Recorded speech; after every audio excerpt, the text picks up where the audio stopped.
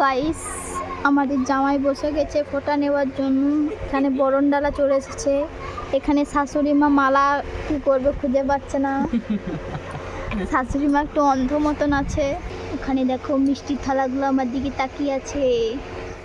তো মালা আসেনি লাগে গেছে জামাই খুঁজতে দিদি তো থামাবে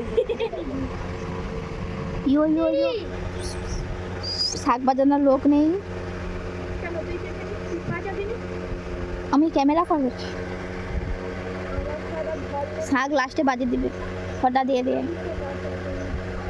ওই শাক আমি আবার বাজাতেও পারবো না, যা ধরে তুলবে আগে বাজাবো না।